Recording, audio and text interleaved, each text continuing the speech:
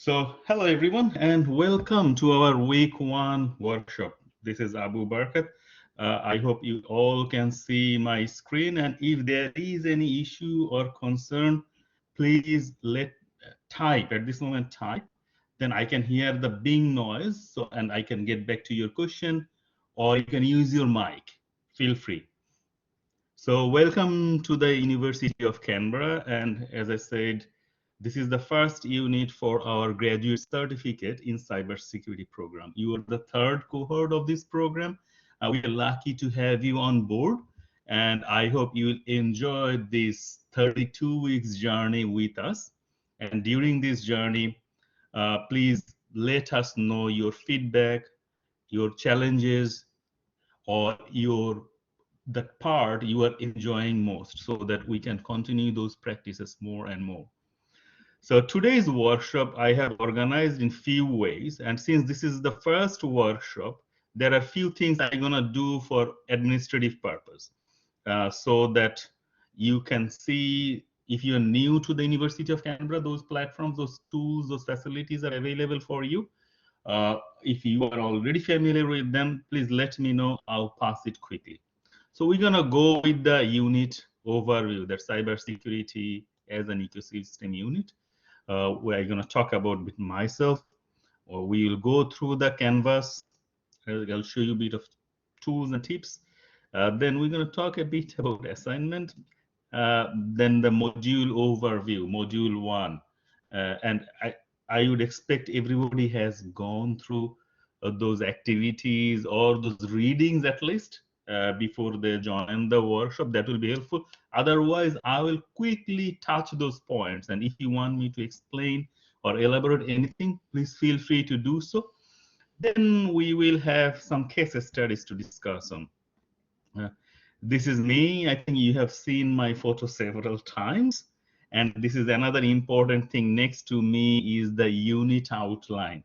This unit outline is really a formal contract between the student and the convener that we agreed upon these assessment tasks. This is the passing criteria. These are the learning outcomes. These are the activity due dates. So this is, we totally need to agree upon on this. Okay, any questions? Have you seen the unit outline? If yes, please show me your smiley face or thumbs up. Thank you, Malcolm. Malcolm is showing his smiley face. Thank you. Nikki is fine. Ankit. Hassan. Yep, Jack is fine. Excellent. And I hope nobody is driving at this moment, right? Everybody is at home, sitting in front of the computer. Yep, good. Thank you. So if you are familiar with the unit outline, which is fantastic. If not, when I'll go to the Canvas site, I will talk about the unit outline more details. Okay, so about me, you can, I think I have mentioned to you, I have been working in the academia for a long time now, not very long, but in Australia since 2006. Before that, I was in overseas. I was a lecturer there. In 2009, I have completed my PhD in artificial intelligence from UNSW. After that, I started teaching. And in this teaching journey, I have performed several roles as a head of the department or uh, different positions. Now I am working as an associate professor at the University of Canberra. Currently, I am teaching few units. I'm the convener for this graduate certificate in cybersecurity management. We have a design team. We work together to develop this program and the 4 units, and we share our feedback, all the faculties together, so that we address the students' needs as much as we can. I also teach another unit and developed that one, Introduction to Cyber Safety, which is offered both postgrad and undergrad. And in the past, I have done database management, Introduction to Digital Forensics, system analysis and design, computer networks, artificial intelligence, and so on. My main focus these days, and actually last 5 years, is cybersecurity. So that's what I'm teaching with you. I also active in research. We have got PhD students, master's level students working with us in the research. Also, the undergrad students are doing capstone project with us. We publish our research outcome with books, journals, conference papers, and if you Google about me, you can find it out in the Google Scholar. These are a couple of recent books. I've been working as an editor. We also work with the industry for the industry project. And if someone have got some good, interesting project, feel free to talk with us. So we have got student groups that they can help you out. In terms of research, my area of interest is again cybersecurity, digital forensics, artificial intelligence, e-governance, cyber safety. In terms of leadership, I was the founder head of CIT Center for Cybersecurity. We have done a lot of stuff to address the cybersecurity challenges. Currently, I am working as a steering committee member of Canberra Cyber Hub. Those who do not know, it's a new initiative from the ACT government to bring the government, industry, and academia very closely together to address, the skill shortage, research collaboration, and help the SMEs. Every year, I work very closely with AustCyber or the Canberra Cyber Hub to organize several events like Cyber Skills Pathway, Cyber Security Career Launchpad. This one is 2020. This one was 2021. So this is, I just think there is a lot of things we can do to help the ecosystem grow. And that's my passion is, and I'm really fortunate to have you on board. I think together we will be able to make a strong ecosystem. These are the few other stuff. When I was at CIT, we designed a TSOC, Training Security Operations Center. We have got a project which was awarded for the best industry project collaboration. That is collaboration with ACT government, AustCyber, and Fifth Domain to accelerate the cyber education and training. I took some of our students, 10 of our students in Singapore. Interestingly enough, Chief Minister Andrew Barr was there as well. And I'm really proud to see all of these graduates are now, I think, shining in the cyberspace. I'm really proud of them and able to help their career journey towards the cyber. Now, I mentioned to you already about the unit outline. You might be familiar with the unit outline, or you might think, oh, what is that? It's as I said, it is the formal or negotiation or the agreement between our students and myself that when you complete this unit, you'll be able to interpret the organizational infrastructure in a cybersecurity context.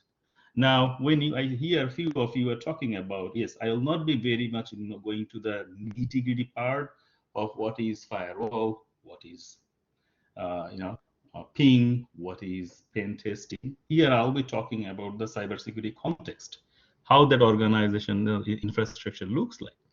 And we'll be talking about a lot of fun stuff like the security issues, risk, what are the threats and vulnerabilities, and analyze the roles and responsibilities in the organizational cyber defense. University also defined the graduate attributes that this is the learning outcome you will be able to do. While you are doing it, we will also expect you that you are professional. You will be able to communicate effectively. You will be able to display initiative and drive, use their organizational skills to plan and manage your workload. Because in this area, I hope most of you are working full time. At the same time, you are studying. We need to have that good management skill so that we manage our workload very well. Employ up-to-date and relevant knowledge and skills that we're going to go through. Our UC graduates will be the global citizens, so we'll be able to adapt an informed and balanced approach across the professional and international boundaries. And a lot of the things we'll be talking about local and also international context. You see graduates are lifelong learners and there is no end about it. You are doing the graduate certificate. Hopefully, once you finish it, you might do masters or you can come back, do research with us or any other university. So it's a lifelong learning. And you will be able to adapt the complexity of cyber challenges or ambiguity and change by being flexible and keen to engage with the new ideas. This is an interesting skill, and what we hear more and more from the employers, I think you will be agreeing with me that technology evolves very quickly, but those people who are keen and flexible to learn to new ideas or new techniques or new philosophy, they shine in life. The last one is reflect their own practice and updating, adapting their knowledge and skills for continual professional and academic development. Okay, so we have learned the learning outcomes. Now, how this unit will be organized. Today is week 1, right? Week 1, Thursday. Can you see the fonts? One of you can answer. Yes, no, very good. It's a little bit blurry, but I can read it. Okay, so let me zoom in. Is it better? Yeah, that's better. Yeah. Sure, please, anytime, if I forget to ask and if there is something you can't see or you struggle, someone please raise your voice on behalf of the whole unit. Thank you. So week 1, today we're gonna work on the cybersecurity ecosystem, module 1. So we have got 3 modules for this unit. Week 1 and 2, we're gonna work through the module 1. And this week we have got the weekly virtual workshop. Now you are here at 6:30 to 8:30. Next week we will also have the virtual workshop same time. Week 3 we have got few things. One is the weekly virtual workshop and also a virtual tutorial. Now some of you might be busy, some of you might be keen to join the tutorial. So it is optional tutorial, but I will encourage everybody. Look, if you find the workshop helpful, the tutorial will be the same way. I'll be running the tutorial, so please feel free because then we'll have more time to discuss and challenge each other. And week 3, another thing is due, isn't it? Assignment 1. So that's 1, 2, 3. Week 4, we have got only the weekly workshop Thursday. Week 5, 6, 7, we have got the tutorial as well on Tuesdays. And these few weeks, you will see why I have got the tutorial, that because we have got assessments. Assessment 2, oral presentation and discussion. Assessment, student presentation. So I'll encourage all of you to come and we can do the presentation live during the tutorial time, and then workshop time, we can do the interactive discussion. And week 7, that's the last week. And we will have the virtual tutorial and consult like the workshop. And assessment 3 will be due on that week. So when I'm talking about the assessments, a lot of you will be, I think, excited to know about more on those assessment tasks. So stay with me. Today I'm gonna introduce you with assessment task 1, which is due in 2 weeks time. And then next week, we're gonna introduce you with assessment 2 and week after assessment 3. Any questions about the course structure?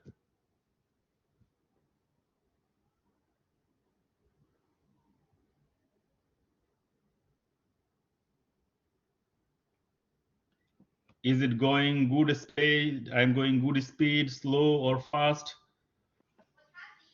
Oh, good for my end. Yep, good for Thank me. you.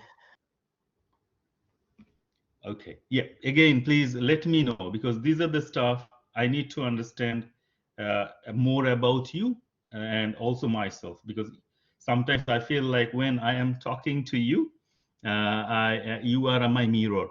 Now I have got a comment here, is James faster? So should I go a bit slow?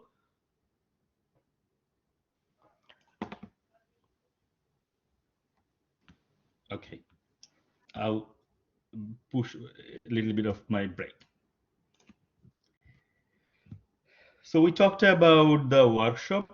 We talked about the tutorials. Tutorials will be happening in week 3, week 5, week 6, and 7. If you need further support, like you need to discuss with me one-to-one, then please feel free to send me an email. I will make a time between 2:30 to 3:30 Tuesday to discuss with you in person or through our virtual room. And my expectation will be before you attend each module, you look at the learning materials provided. Then you can ask the difficult questions to me. Before I come to the communication part, I will have one more question to you. Like, how do you find joining this virtual room? Is it good? Because I was wondering, a big portion of you joined after 6:31 or 6:32. Very easy. Do you need me to send that reminder? Because when I see only a couple of you were here, I got scared. I thought, oh, where are the rest of the group? So I just send another announcement. So is that announcement helpful or? Yeah, Jonathan says, I was hard to find in Canvas. It is not obvious. Okay, look, this is the new platform. This is the new platform. Okay, so what I will do, I will remind you all weekly, hey guys, this is the tutorial time, or this is the workshop time. No problem at all. We can do that. Another one is,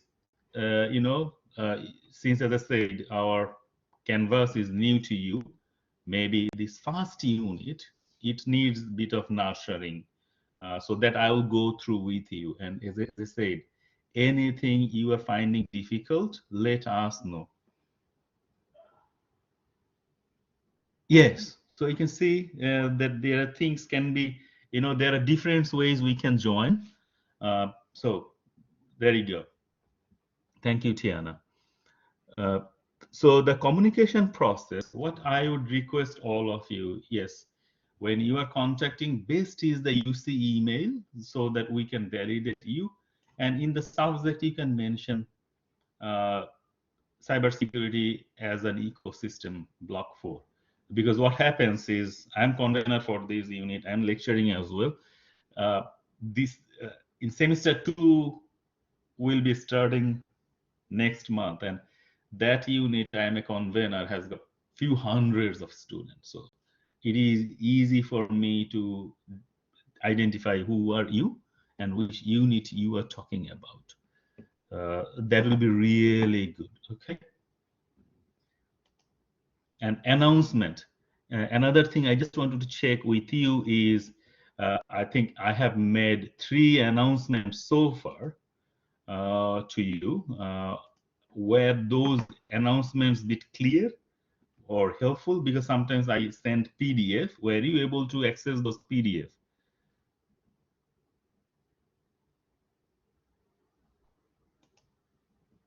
I'll quickly take you there as well.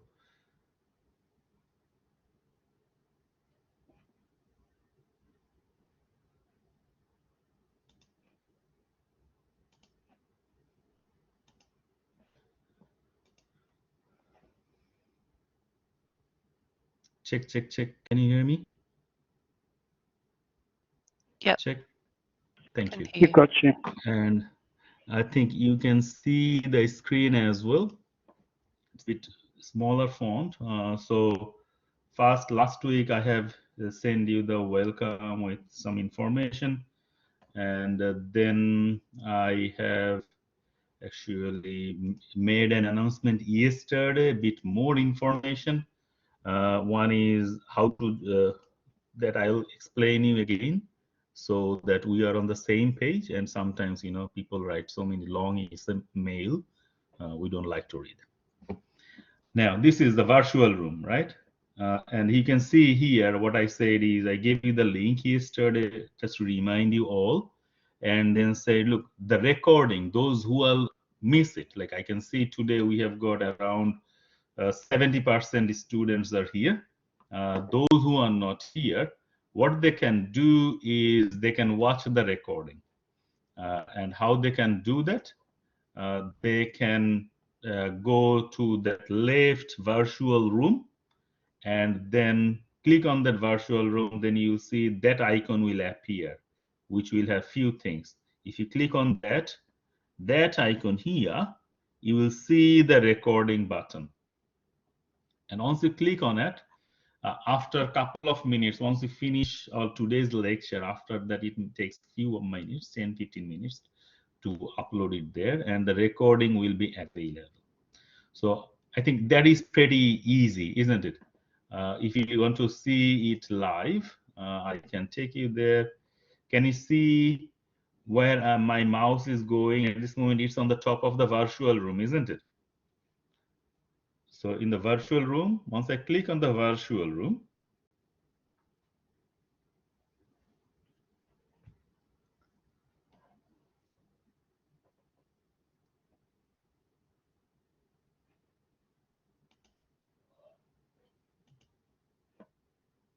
it's taking a bit of time.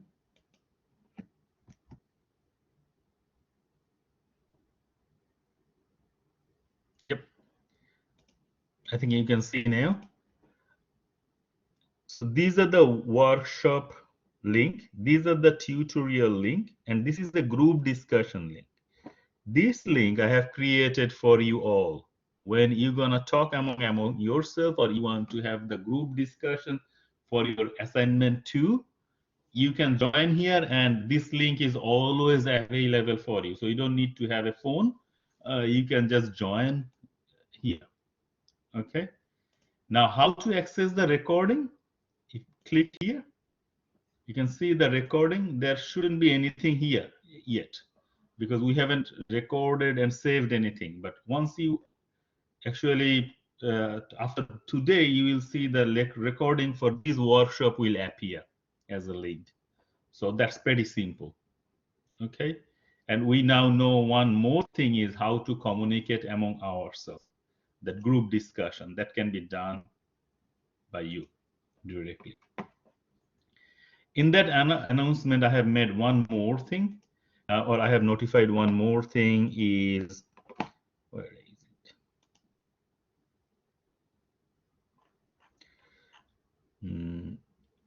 Assessment 1. This is available now. I'll introduce you. Don't worry about it. The other thing is assignment 2, which will be released next week. It's a group assignment. I know some of you have already mentioned me, hey, Barkat, how do we do the group assignment and who will be our group members, etc. So I will take you through to you how I have created the groups. Not me, the system created the groups, but I'll go through with you and say, look, this is how the groups have been created. And if you do not like the group members, or if you'd like to change the group members, just let me know. So by next week, by next Friday, then I can manually change it. Okay, so let's have a quick look to the group formation. So here again, I think I hope you can see my cursor. I'm scrolling down, down, down. Can anyone tell me where my cursor is? People. Thank you. So I click people now. And here you will be seeing assignment 2 group. Okay. So assignment 2 group, these groups are randomly created by the system, not me. So you can see assignment 2 group 1. Each group has 3 students. We have got 20 students. So that's group 7 have got 2 students. Okay. All the group members, the group has got 3 people in their group. So if you click on that, what you can see is the group member, like group 1, Jack Bell, James, and Ankit Sharma are the group members. Now, if you click on that one, you will see group homepage, and the group members will be able to contact with each other, share files, do the discussion, collaborate, make the announcement among themselves. Hey, we are going to have a meeting tomorrow. Are you guys coming? So this is the easiest way, I think, to contact them. Now, what is the responsibility? Sorry, responsibility for the group members. Responsibility of the group members will be communicate with each other in a professional and timely manner, because this unit is fast paced. We'll be finishing in 7 weeks. Now, if someone is not responding to the group members in a timely fashion, then the group will suffer. And everyone, I think we have got the same mentality that we'll try to help each other rather than creating any stress for other group members. So this group has got Jack, James, and Ankit. They have got all the UC email address, so you can communicate with each other. You can make the announcement. What about the other group? Same. So I think you guys all can play around after our today's workshop, or I'll give you some time to play around. Group 2 has got Andrew Anderson, Dave Radcliffe, Salahuddin. Group 3 got Scott, James, and David. Group 4 got Jopol, Hassan, Mark. Group 5 got Nikki, Julie, Tiana.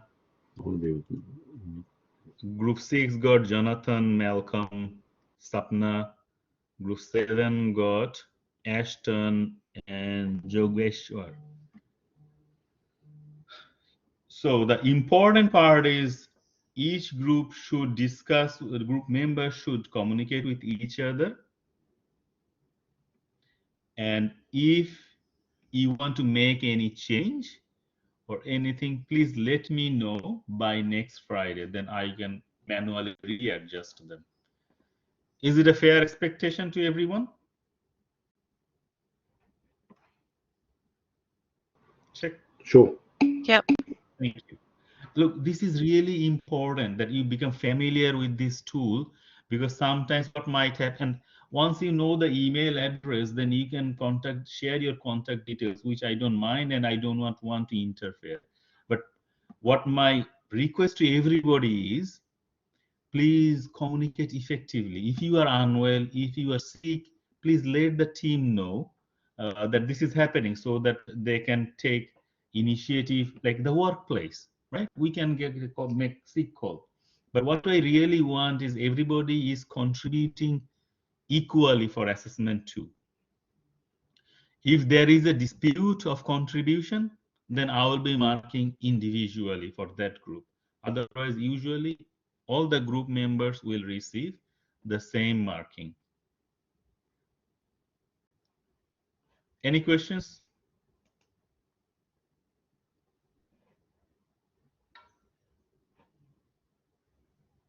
No.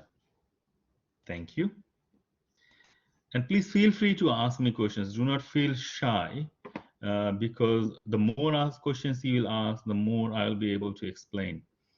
So this is a reminder, this is our fun. So I think we are now a bit familiar with the Canvas. Here you can see the assessment weight as well, like assessment 1, which is 15%, assessment 2, which is 30%, assessment 2 part B is the discussion. Like this is a case study response. And today, actually, I don't want to go to the assessment description first before I teach anything. I know sometimes it's good to know the assessment task first, but as a person, I would like to teach you a little bit first before I introduce you to the assessment task. Okay, so we have got all this family. We now familiar with the announcement. We know familiar with the assessment. We familiar with the reading list. We familiar with the virtual room and the people, right? Any questions on this?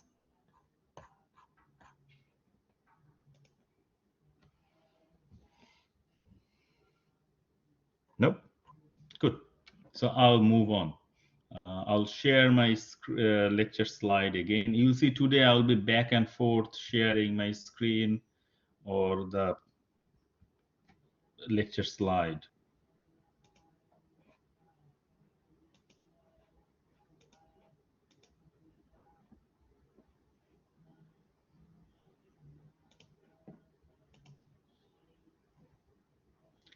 Okay, so we talked about communication. Now, again, thank you very much for those who have listened to us and said hi and introduced themselves.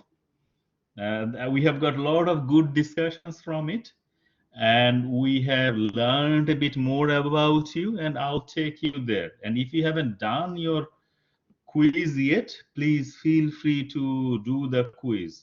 Okay, so the quiz was emailed last week.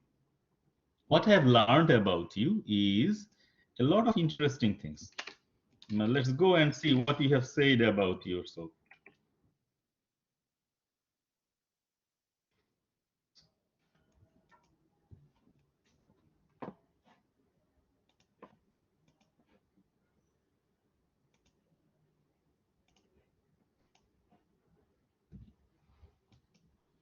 I hope you can see the screen now. Yep. So the questions wise, you have studied in other institution. One of you have studied already with UC.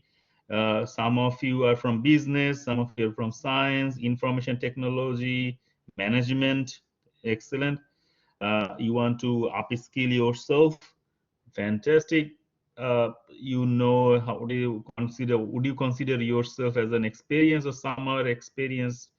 Not at all experience? This is really good for me to know. Like then we can go through together with this journey, rather than I use all these buzzwords and confuses you. Are there any specific topic you would like to learn? So I have got them printed, and what I said is, okay, are you planning to attend the weekly workshop? Most of you says yes. And then you said also that you like a quiet space and you can be flexible. And also some of you have said, okay, you would be spending, most of you would be spending 5 to 10 hours. This is really practical, that you spend a decent amount of hours. If you think the contents are easy, you may not need that hours, but I think this is the best time to explore and challenge yourself to the cybersecurity journey.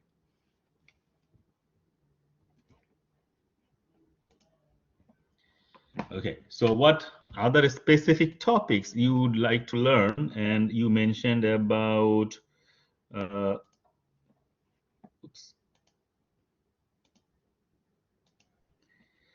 different aspects of managing cybersecurity and how to structure the team. Primary interest is the management and governance, less interest in the technical stuff, for example, testing, investigation. Fair enough. Approaches to government and control in cybersecurity. I'm currently employed in audit, so my capabilities to address cyber related. So I think I have explained to you earlier that there are 4 units in this program. First one is the ecosystem, which will be more on the cybersecurity, as we say in the learning outcome. The next unit is cybersecurity law and governance, which is also a non-technical one. There is another one, cybersecurity as an infrastructure and tools. There you will see some of the fun stuff, but the teachers will try to give you the basic understanding. Sometimes if you don't know actually how to like the building block works, then it's a challenge to say, okay, this is how we want our organization to work. So they will cover a bit of technical stuff, but the lecturers like the associate professor Juan Lima, Dale, Clement, they're very much expert and efficient. They will not be teaching you programming language. That I think I'm pretty sure. The other unit is cybersecurity as people management. So that's not so a non-technical one. And sometimes actually, I think the definition of cybersecurity, and I really appreciate those who have participated in the discussion and what do you think about cybersecurity, and mentioned that these are the good tools, bad tools, or this is the good definition, bad definition. And someone say also, look, the cybersecurity word, this is some country they use a space like Australia, some country they write it in one word. So there is confusion around everywhere. And we are going through this journey in a way like it's continuous evolution is happening throughout this journey. and you will see a lot of inconsistency as well.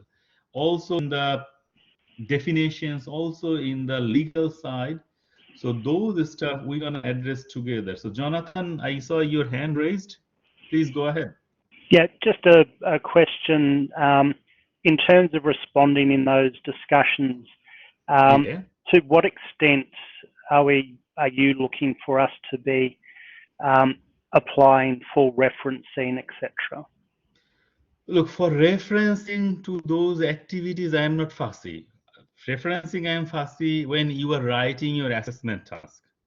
Discussion is like will be very much informal, and I have seen some of you are really participating well, and I really appreciate those discussion. And those who haven't joined the discussion, which is not a problem, and these are not mandatory, but I will say read those who have responded. This is, I think, I have seen some very good discussion. I think you can see my screen now, right? The cybersecurity definitions. Yes. And we try to limit it, like I said, don't go more than 200 words, so that I know there are 24 hours, but if you are passionate, you go more. But I think it's try to follow the guidelines so that you know what is this, and then you can address them in your assessment task or your presentation. And I love reading them. And I would just say share a few of the definitions here. You can see Jonathan has put that he found that definitions for cybersecurity fall into two broad categories. One is the externally oriented, and another is internally oriented. And he talked about, okay, that the definition appears to be intended for consumption of non-broad technical community. And that's a challenge. Like, not everyone is cyber tech savvy, right? Now in the past, you might say cybersecurity could be an IT or network security or encryption. It was part of the IT. But these days, what we are advocating and what we are saying is cybersecurity is a business problem. Everybody needs to understand it. It's a family problem. It's a individual problem. It's a national problem. So it's no longer part of the role of the IT people, because if you look at the notifiable data breach report, I think 44% are coming from human error. And we can easily fix that if we have trained, if we followed a good cyber hygiene to that community or workforce. So Jonathan went digger and he said, look, the European Union, this INSA, they have given a good definition, and also they did a bit of research and say, look, what is the definition of cyber security? And here that link is there, those who have got time, and I would encourage everybody to go through this definition and how they addressed it. Here is a PDF available, and I copied that text. Is that they said cybersecurity is a collection of tools, policy, security concept, security safeguard, guideline, risk management approach, action, training, best practices, assurance, technology that can be used to protect cyber environment, organization, and user assets.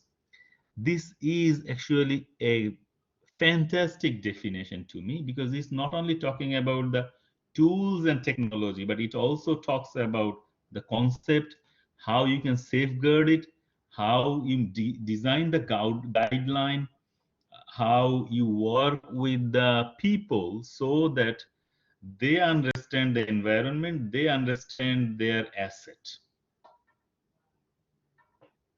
Okay. Nikki has done a fantastic review as well. I like this one. Like, the definition is in even the spelling of cybersecurity is not consistent. I totally agree with you. And if you search with the cybersecurity programs, you will see different university will be writing differently. When I designed it, I followed the Australian government approach, and I advised the university to follow the similar.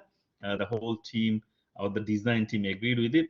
We give a space in between the cyber and security.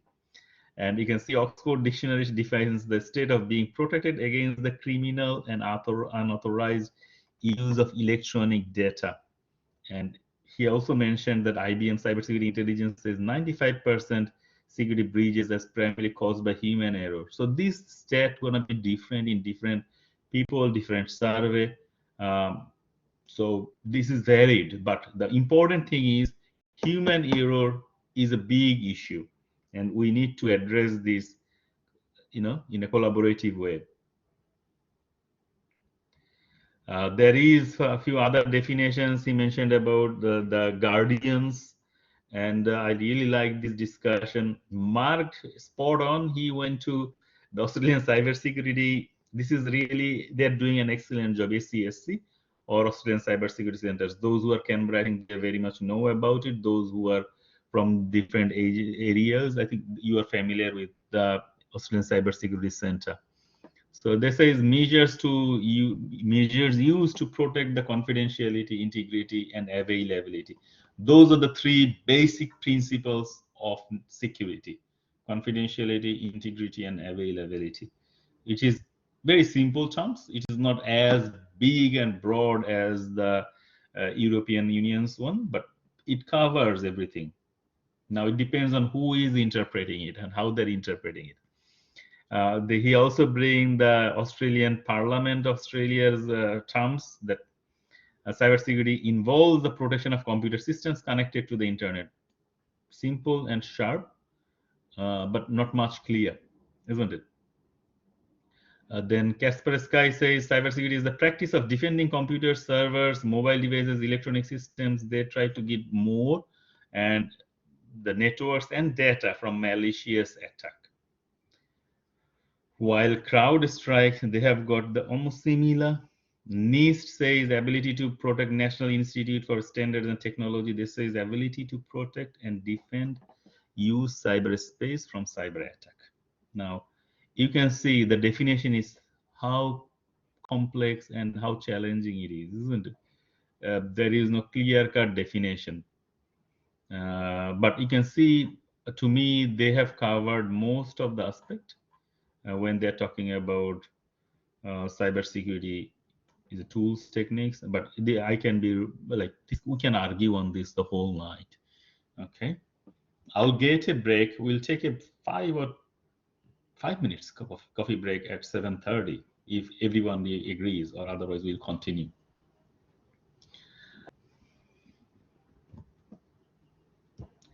So that's where I am, is about the cybersecurity, when we talked about the cybersecurity, the CyBOK, that cybersecurity book of knowledge. Again, this is designed by several countries in Europe. They say we have got 21 knowledge areas, which is released in 2021. They have got another version in the past, which has got 19 knowledge areas.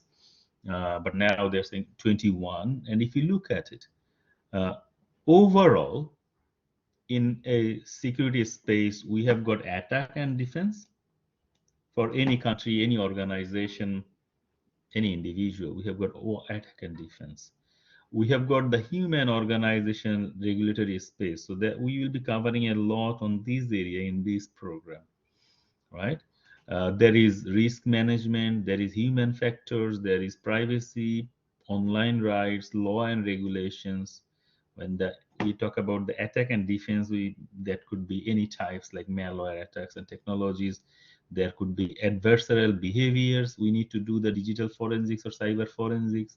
You need to have a team for cyber operation management and incident management. Or if you go deeper, now think about, okay, software. We have got what is the platform security or software security? We need a lot of things, right? We need to have our operation. We need to have this authentication, authorization, and accountability. We need to think about the distributed system security, your web mobile security, software security. It's a lot, right? Like the secure software life cycle, because a software, if it is not secure throughout its life cycle, it invites the malwares, invites the viruses. We also have got cryptography in the system security. Now, I'll not be teaching you the encryption, decryption, or those algorithms in this unit or in this program. But we'll be talking about the basic language. What is cryptography? Formal methods for security. And then you think about the hardware security, network security, which is in the past mostly used in the network engineering side, then applied cryptography, cyber physical systems, physical layer and telecommunication security. It's a huge area, right? So as you can see, we are talking now about ecosystem, and I cannot leave one part and say this is cybersecurity. I cannot leave the human factor. I cannot leave the attack and defense. I cannot leave the privacy and online rights, which could be in the past different people working in the different agencies. But now we are very much closely need to work together. And that cyber people, they say, okay, cybersecurity, this is the protection of information system, which can be your hardware, software, or associated infrastructure, the data on them, and the services they provide from unauthorized access, or someone shouldn't be harming you, or someone shouldn't be misusing them, right? This could be intentionally by the operator of the system or accidentally as a result of failing to follow the security procedure.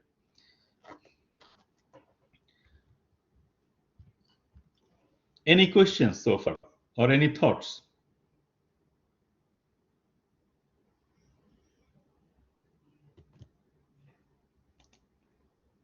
Check, check, check. All good for me. All Keep good? Okay. Thank you.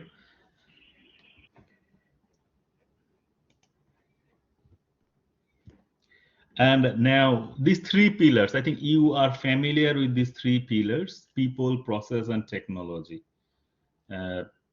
These are very much important for any organization. If the people are not well trained or not well aware about the cyber hygiene or the phishing or social engineering attack, they can open the big hole to the outsiders, right?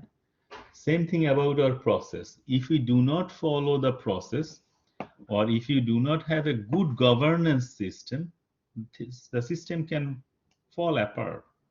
Sometimes you might say, oh, there is a big data breach because someone emailed with all the numbers.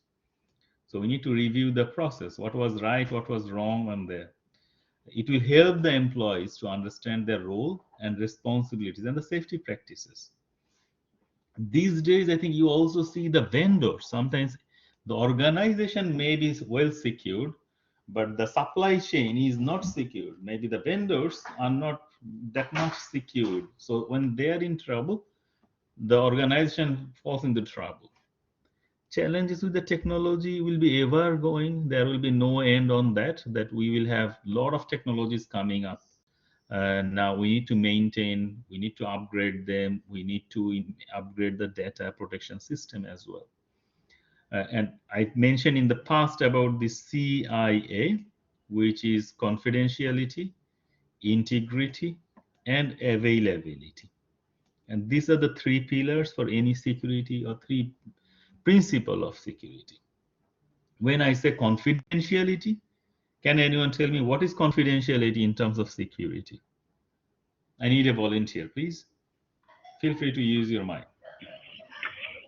Confidentiality is the fact that information is accessed only by people who have a need to know about that information. Thank you. So your information, if I want to check my bank account details, the legitimate user should have only the access to that now. Okay, Barkat has got $50 in his account, or John has got $50 million in his account. So that John can see, or the bankers can see. Now, other part is the integrity. I hear a bank, so I'll just quickly check what happened there. Need to know, yes. Need to know and authorization. Thank you, Scott.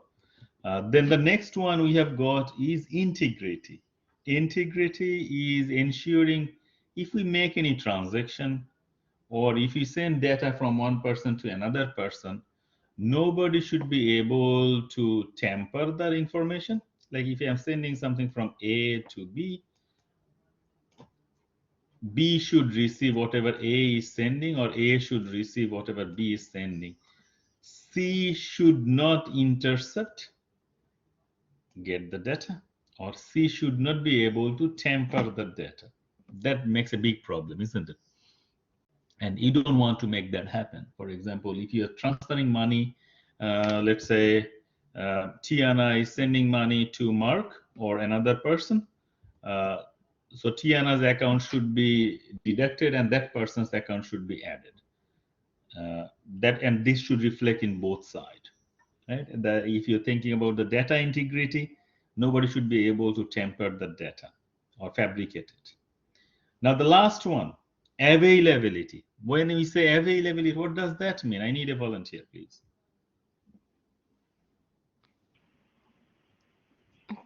That your services are available or that your system's operating. That's right. Yep. Yes, the services are available to the legitimate user, right? If I should have access to my Canvas, then I am a legitimate user and I should be able to access it. No one should be able to block me from there. But this availability is depending on who are the legitimate user. They should have that access, no one else. So for any system or organization, we need to ensure these three pillars, people, process, technology, are up to date to ensure the three principles, CIA principles: confidentiality, integrity, and availability. Now we will quickly go for a discussion. I will give you some homework now, a discussion, and think about the cybersecurity definitions. Think about cyber safety. We also hear a lot of things about cyber safety, and I think we have got last time we have got two ministers. One minister was for cyber security, another minister was for cyber safety. And we also hear a lot about information security. So what are they? Are they the same thing? Are they the different? Are they subset? We will have a quick discussion on that, and I will take you through the different breakout groups. Okay? Now, before I go there, give me 2 seconds. I will run a quick activity with you.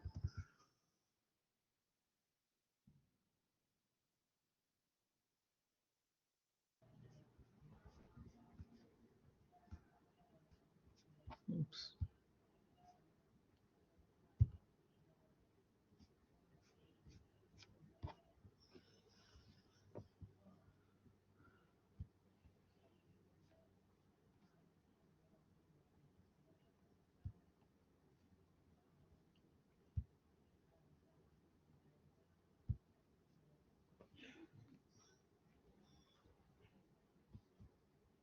Okay, you can now see the barcode, right? If you have a mobile phone or if you are using laptop, you can just type in polev.com/Abu B for Barkat 545. Hopefully you will be able to see this screen. Can you quickly go there and tell me about what does the cybersecurity means to you in 3 words?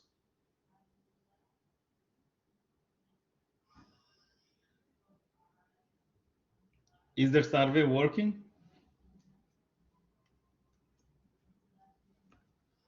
Yes, just trying to think of the 3 words. Sure. Take your time. This is like the breakout time. I have talked a lot.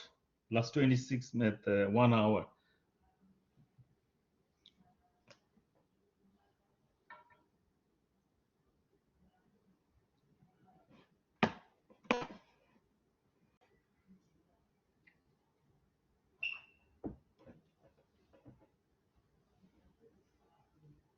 Okay, I can see we have got availability, we have got defense, we have got security. Someone is talking about integrity, protection. New one came, safe. Oh, we got more data, defense, integrity. We have got some more as well. Secure, availability, protection. I think a lot of people are talking about protection. Confidentiality is new. There is another one is new. What is that? Achieving. Then risk. Good. Trust. Yeah, the very important one. Trust. processes, because we need to have our process secure or smart or safe. Avoidance, yes, we need to know what we shouldn't do, right? And what else? Anything new coming up? Yes, there is one. Management, because when you are running an organization, the management should be aware of these challenges. We have got what else new? Avoidance, confidentiality, privacy, accessibility, trust, protection, safety, operational. Another new one, operational. Now, what is new again? Here, defense. Yep, data. A lot of people are talking about data. Recovery. That's another important part. Look, if there is no hard and fast, or there is no 100% silver bulletproof system, so we need to have resiliency. Thank you. Who has done the resiliency? That we need to be resilient. We need to have recovery mechanism, and we do the safety drill, right? It's like the fire drill. We follow always. But when is the last time you did a backup and you roll over your system successfully, right? Because you don't need to do that when you are in trouble. You need to do and rehearsal it when you are in the safe mode.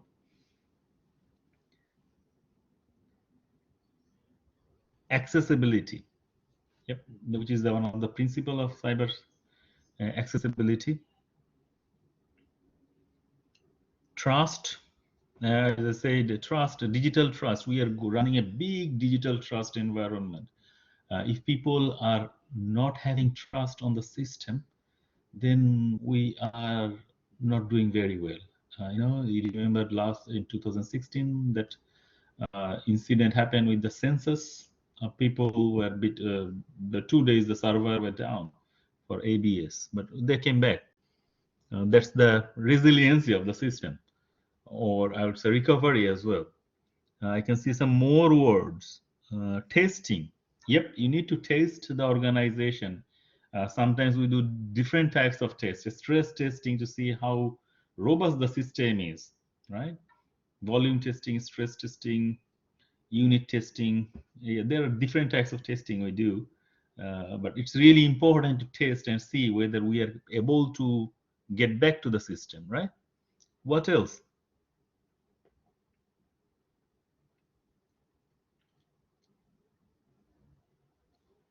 Anything else you think of?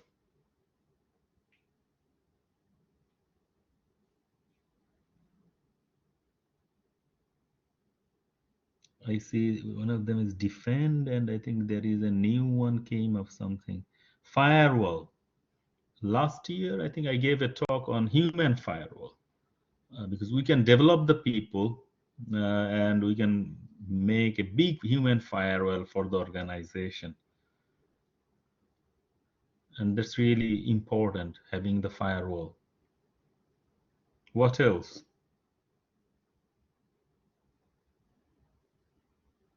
I think there is one more come up. Defend, confidentiality, effectiveness.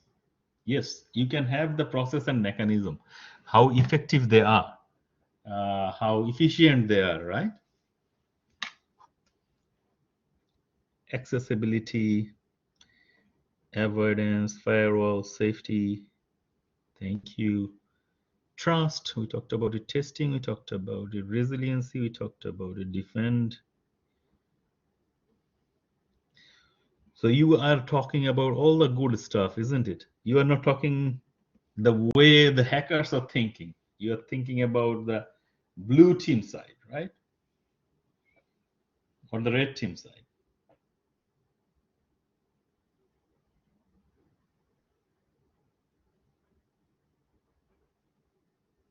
Anything else you can think of? Okay.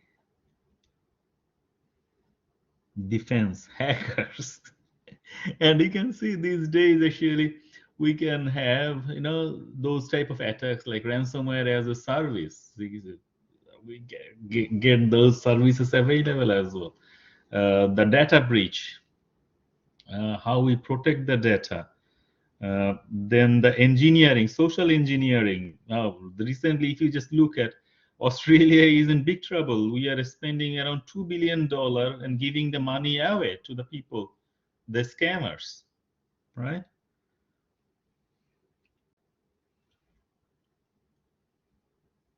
So I can see some more are coming here.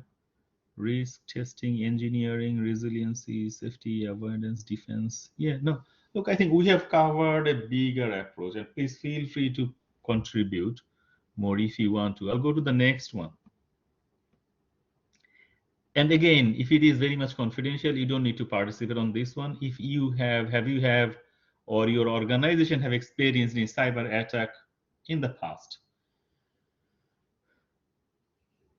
And if it is confidential, please do not participate. Or if you are not sure, do not participate. So I can see so far 100% says yes. Your organization, you could be experiencing cyber attacks. Is there anyone who hasn't experienced?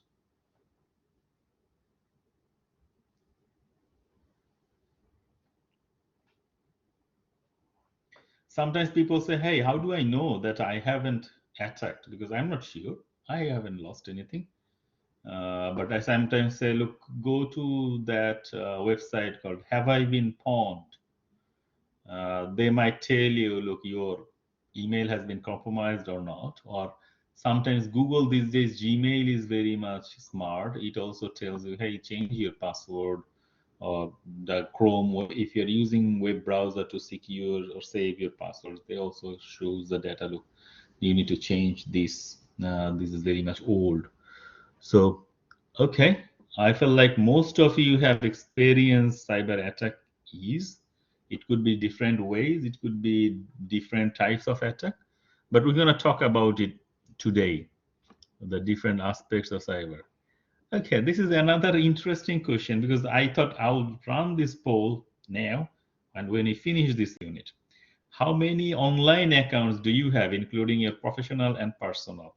It could be, sometimes we might have hundreds. Some people have got very limited 3-4 email accounts. Some people like me, I have got hundreds of accounts. So what do you think? You have got less than 50, less than 10, more than 50, more than 100, more than 200. So some of you got 6, some of you got 4, So this one of you includes got 50.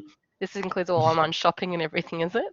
Yeah, it includes everything. Look, it includes, like, sometimes we have got kids, we have got their school portal email account, we have got mobile phone, that mobile phone account. Sometimes we have got banking. Like, it's just an estimate, like how this cohort has going, right? No idea, I think. Many. 50, 100. So on an average, if I see, look, 50, more than 100, 6. Yeah, I should give in a range. That would be nice, isn't it? Then you can participate more effectively. It's less than 30, which is good. 50. And this is interesting. And you see, on an average, most people have got more than hundreds of email accounts or online accounts, because it includes the shopping, it includes the subscription. You may be having real estate, looking for new real estate. So realestate.com.au, you have an account there, or you're buying some new car, cars.com.au, or like me, this poll.ev, I need to create an account. For university, I need to create an account. There are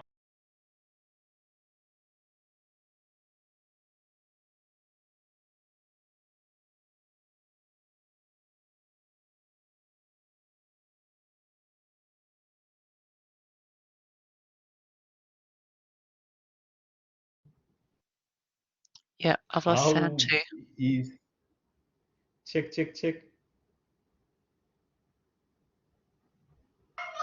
I think we just lost you there for a bit. Yeah. Can you hear me now? Yeah, I can hear you now. Yep, now we can. Okay. Thank you. So I was saying, like, on an average, I think we have got, around 50 plus account for this cohort. You are on an average 50 plus, which is good. Now, another sensitive information. Okay, so we can see most of you are using 16 character. What about 8 to 16? What about less than 8?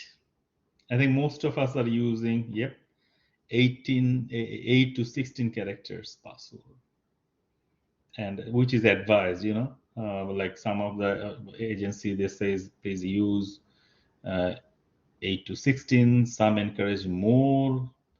For me, I would prefer, the familiar words like I like coffee and cupcake in my breakfast. Now change it a bit so that it's you understand and nobody else. So yes, I can see that our cohort is very much following the safety practice. They're not going very much long, but they're using the 8 to 6 characters password. The last one, how often you change your password? Don't tell me I can't remember.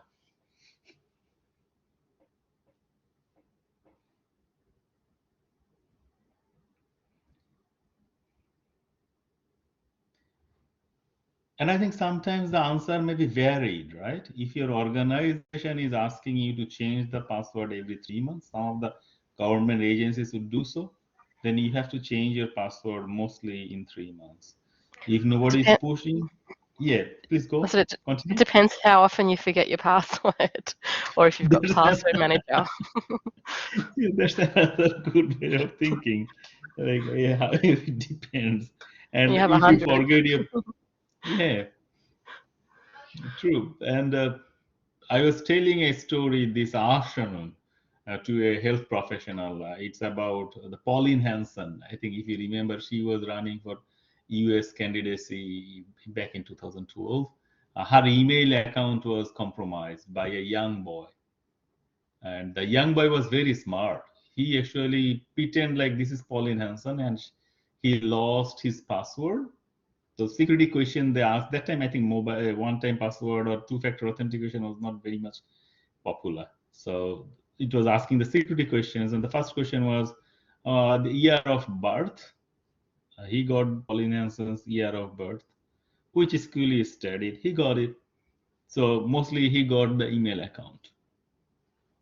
But I can see now most of you are changing the password, hopefully in every 6 months, every 3 months, because if we are changing too much, then again, you will make the password very easy, which is not also very good, isn't it? This is just a basic question about your location. So please feel free to share, participate if you don't want to elsewhere. Good. 75% Canberra. Oops, Canberra got more. Nobody from Sydney this time, nobody from Melbourne, nobody from Queensland. Okay, so we have got mostly the Canberra population in this cohort. So, thank you. Do you want to have a quick 5 minutes break or we should continue? Thank you everyone for participating. I think it was just, I've been talking. Having your input to know you well is helping me. Okay, I hear a bing noise. Let me see what was the bing about.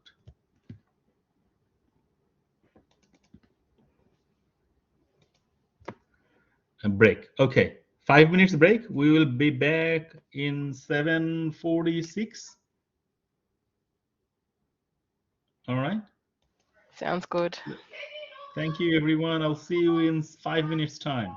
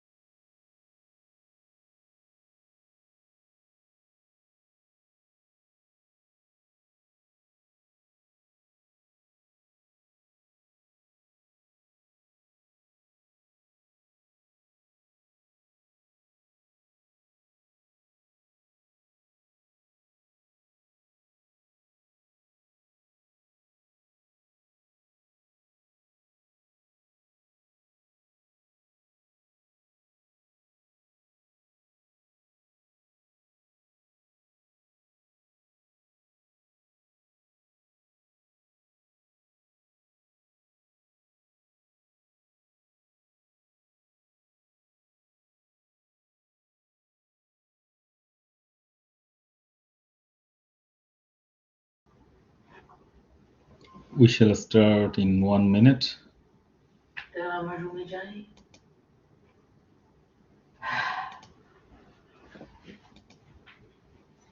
Thank you. Yeah, we'll start in 7:46.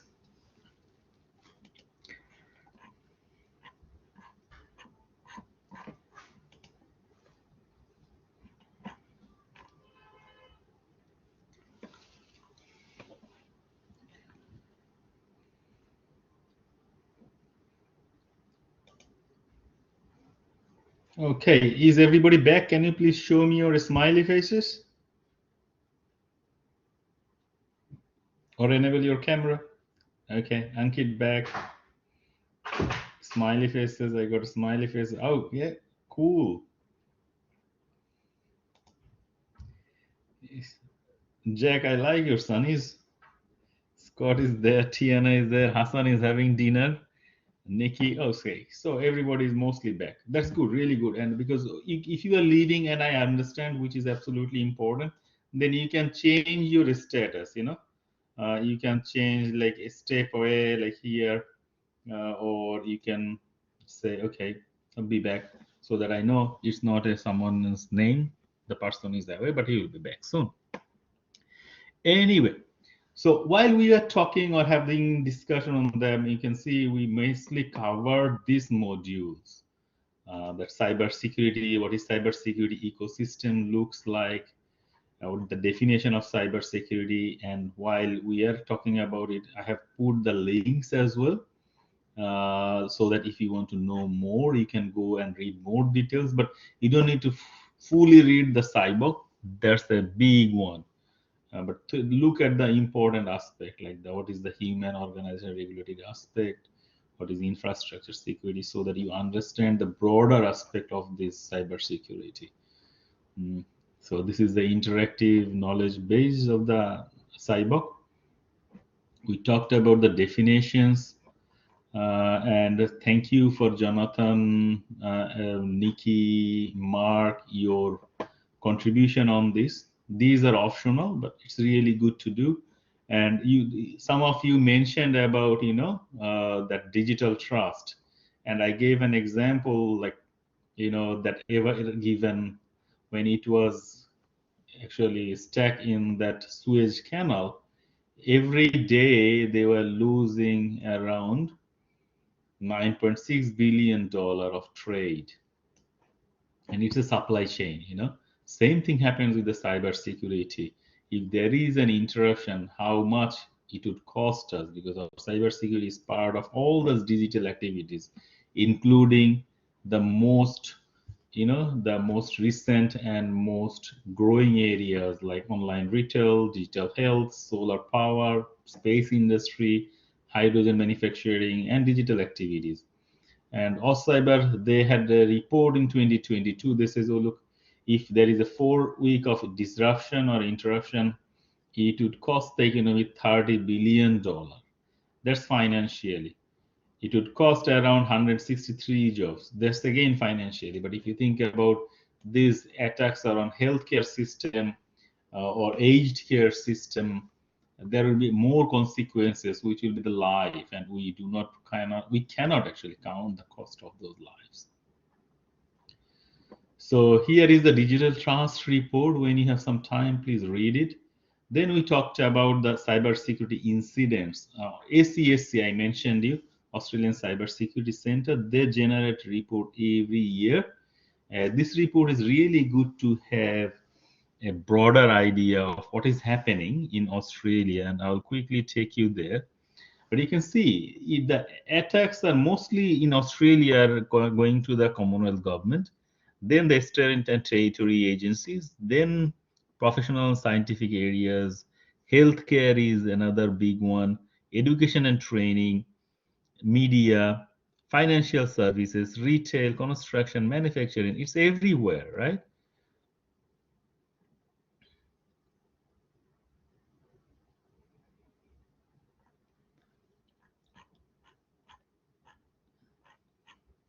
And this is a very comprehensive report, and they actually cover which area are the attacks, like small to medium or large agencies, where they're happening, and what are the trends of the cybersecurity threats.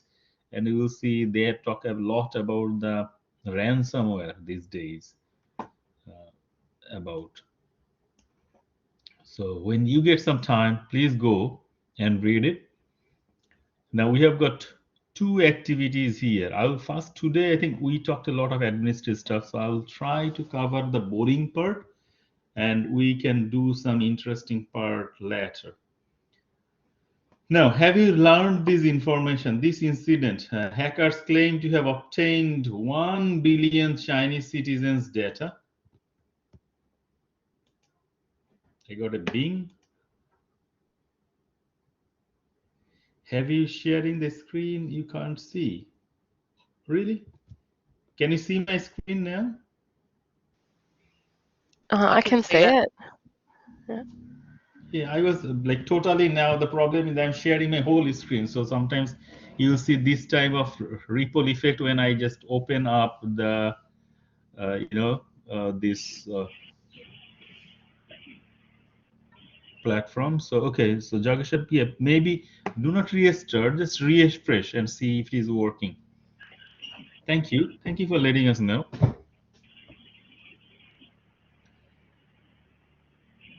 Okay. So this one just recently happened, this 4th of July, if you think 4th of July 2022. It is from the Chinese. And can anyone tell me about this one? Have you looked at it? Are familiar, anybody? Otherwise, I'll share you the link. Haven't seen it. I saw the second two, not that, or the third. I didn't see that first one either. The second two, yeah, thank you. Yes, the first one is just come up, and I just thought I'll add it to you. This guy actually, what they did is they don't know about the hacker yet, but what has happened is it's very sensitive. It's very sensitive that they might think they have got 1 billion data, and it's the personal identifiable information, like name, address, birthplace, the Chinese national ID, mobile phone number, and crime case details. And this has been happened with one of their police force. So Shanghai National Police database that was leaked. And they want to sell more than 23 terabytes of data for 10 bitcoins.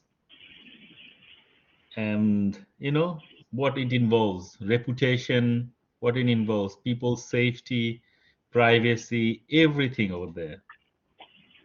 And no organization would be comfortable in such situation. I'm just sharing you the link.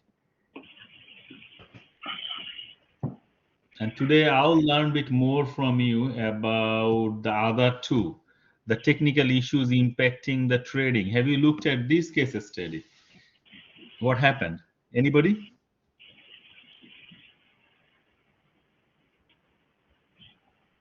Well, I'll say it was hard to tell from the link, but I mean, it looked like a breakdown in payment processing systems.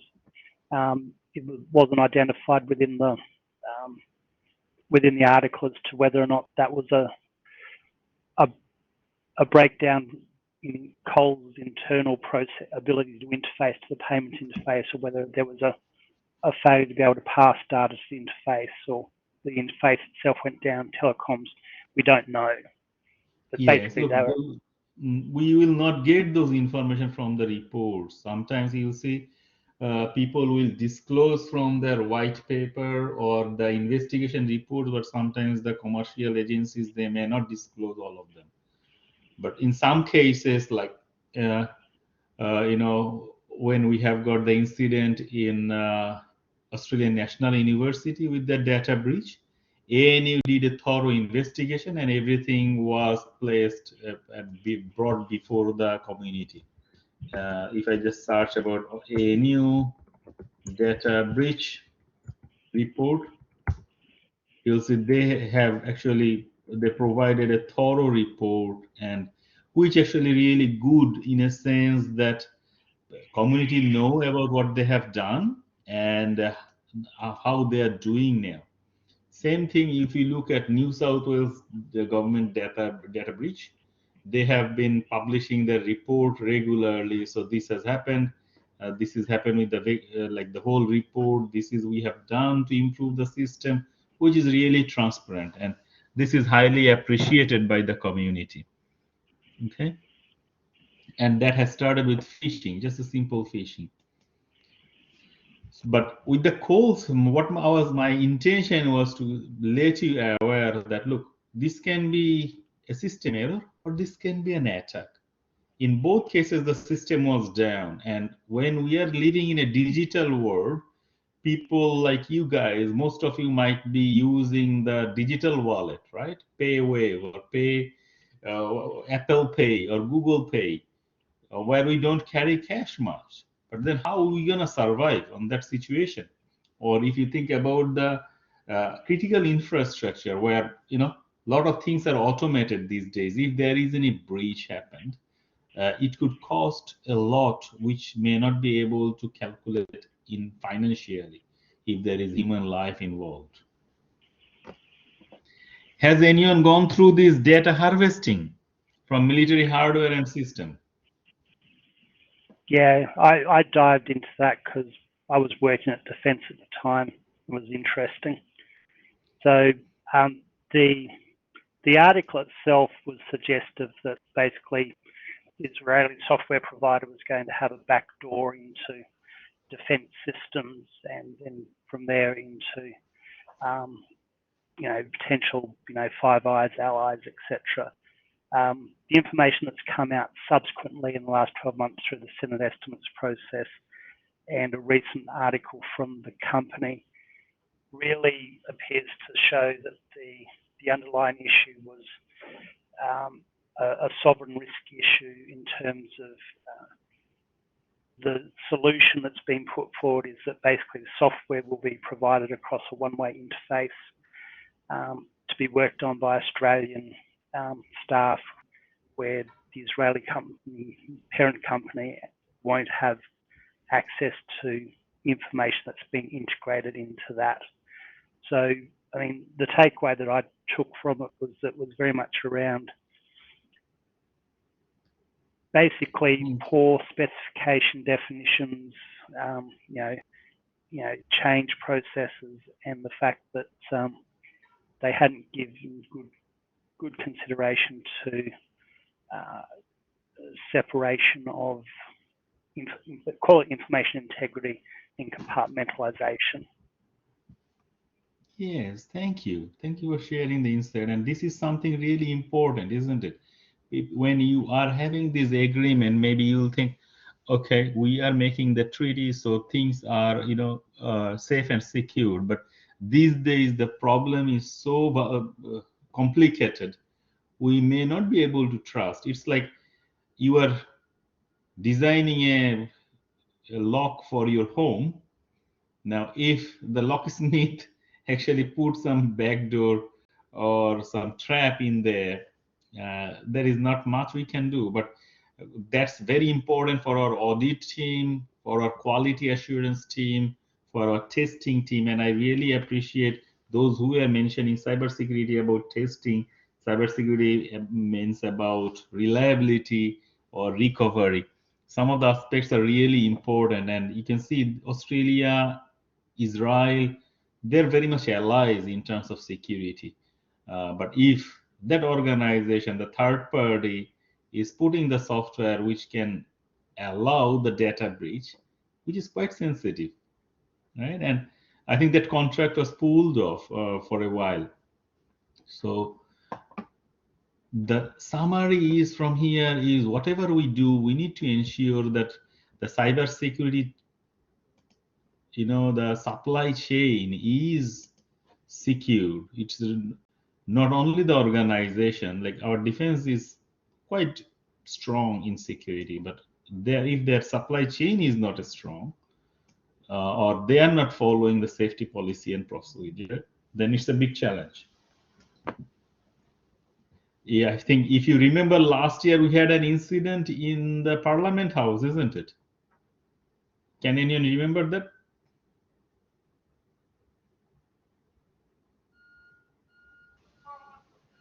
No, I can't remember that one. Okay, I'll take you there. Australian Parliament.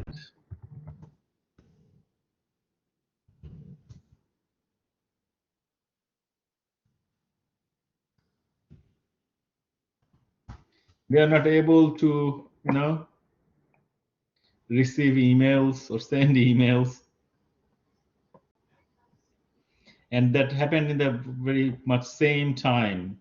Channel 9, they were not able to broadcast, and also the Parliament House. It's 29th of March, 2021.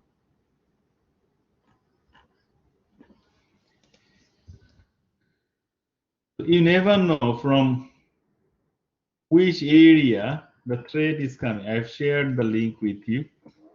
Please have a look. But this is the paradigm we are going through, isn't it? So for any organization, like this year, if you look at, like last year, sorry, the PDS, that meat processing company, they are under cybersecurity attack. Well, the Colonial Pipeline, they're the mining agency, they are under cybersecurity attack.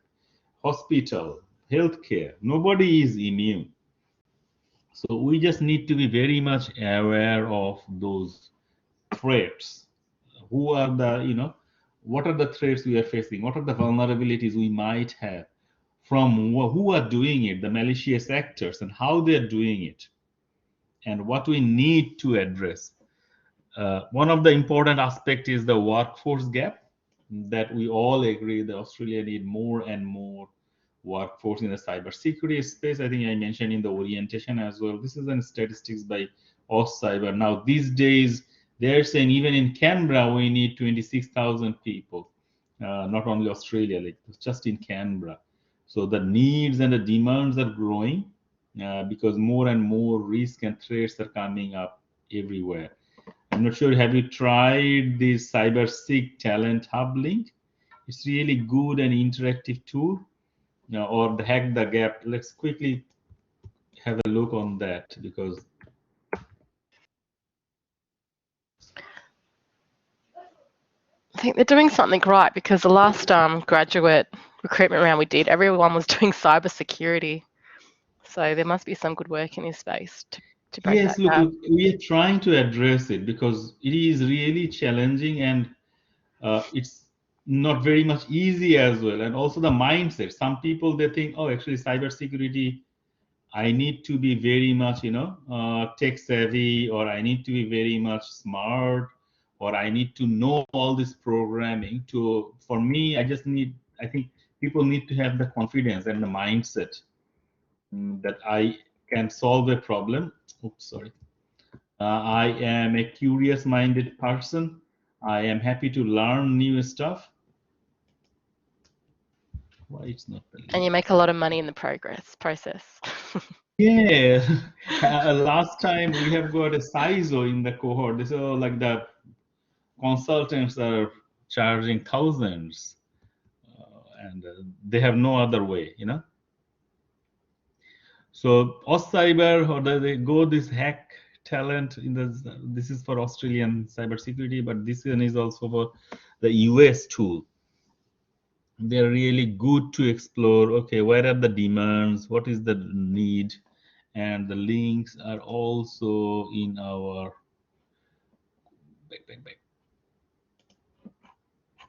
pages. Yep, here. That first link doesn't work. I know. Yeah. I Okay, couldn't what work. happened to them? Yeah, what happened to them then? I'll check whether they have changed the URL. That's confusing. I will go and okay, cyber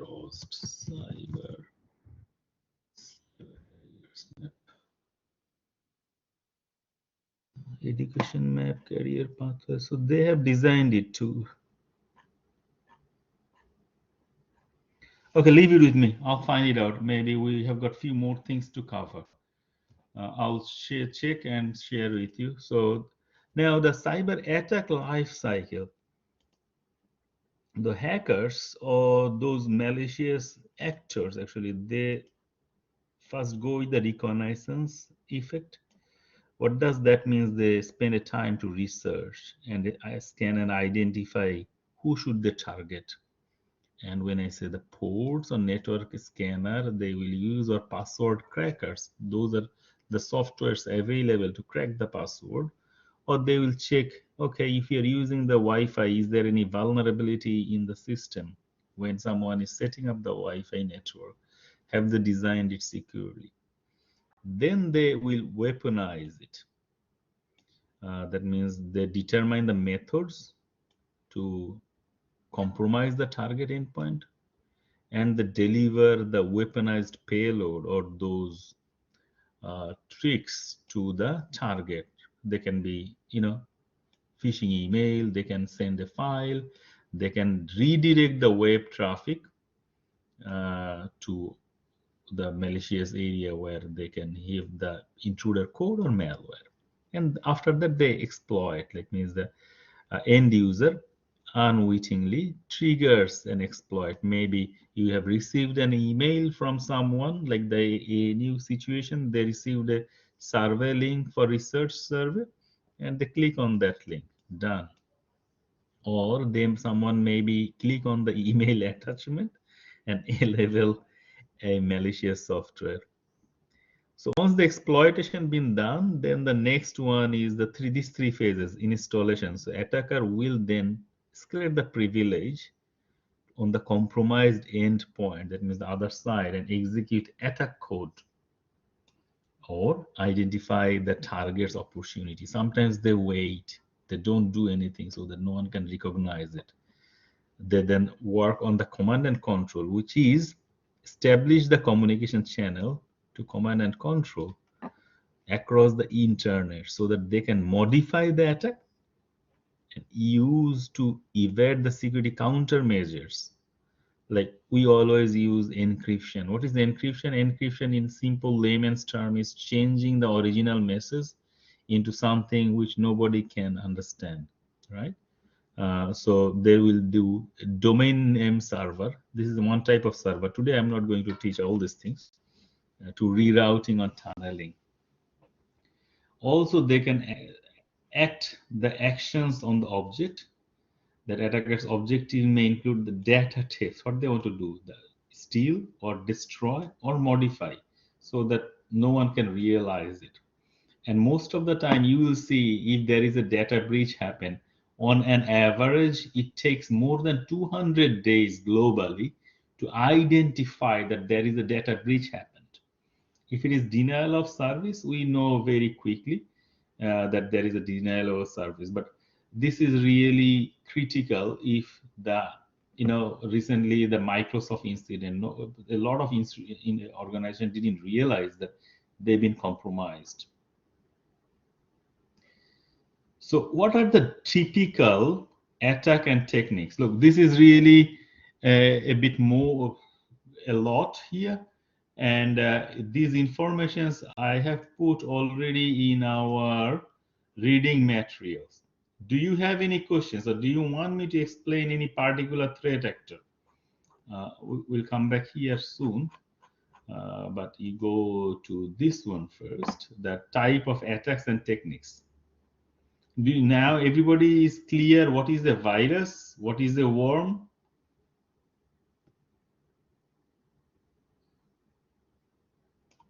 A virus, all of them are malicious software or malware, right?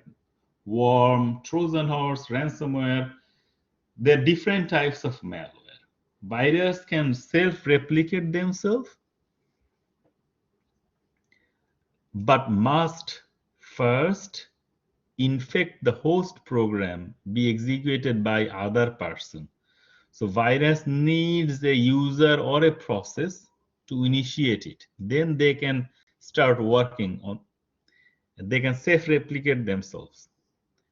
Worm is another type of virus, malicious software, which targets the network by replicating itself to spread rapidly. Now, worms are smarter. They do not need to infect by other program, and they do not need to be executed by a process.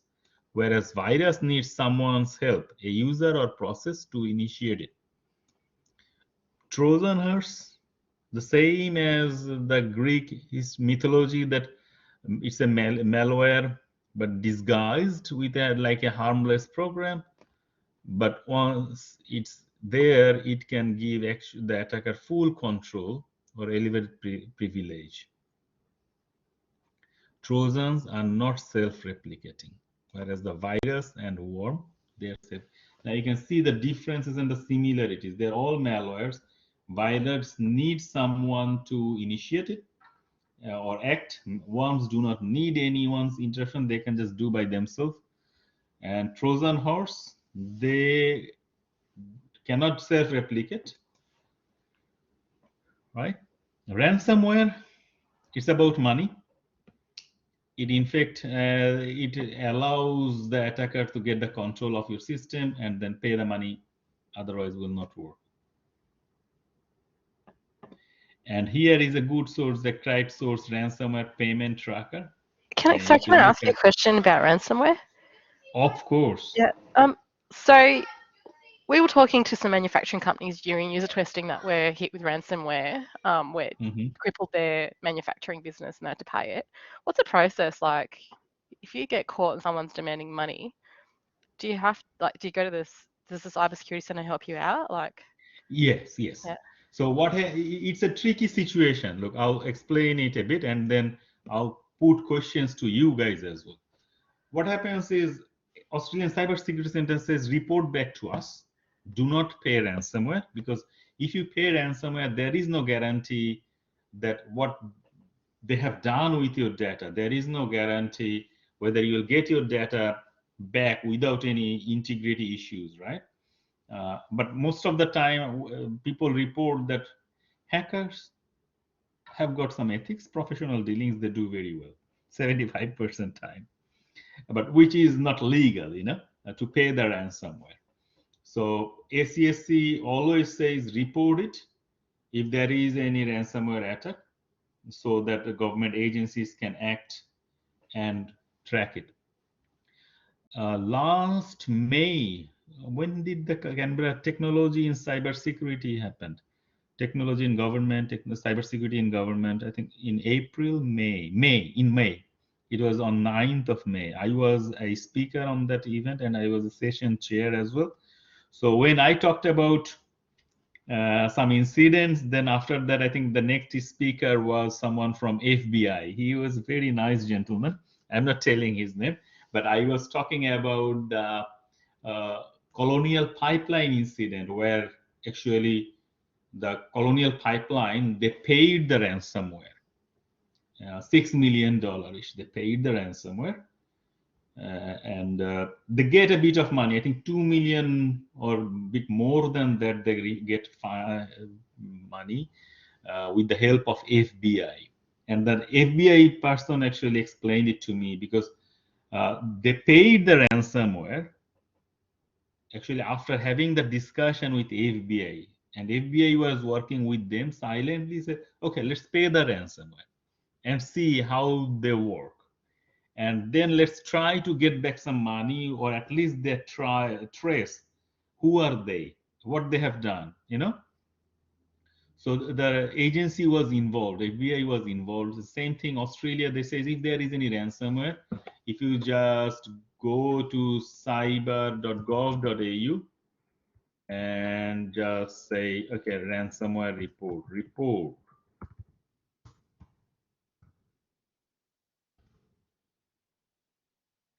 Here, you can report any cyber crime. That can be an organizational report, or like the identity fraud, cyber-enabled abuse, and there are some other abuses like the photographs, etc. That we can report back to e-safety commissioner. But if you just think about, look, I am a small business or an organization, I need to report. Let's say this is an SME. I'm just assuming. If then what type of report you are having. This is not an emergency. If it is an emergency, go to 000. Then you can start reporting them.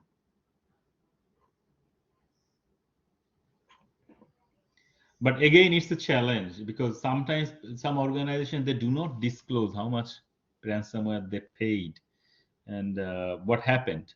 But usually the suggestion is do not pay ransomware, just report them.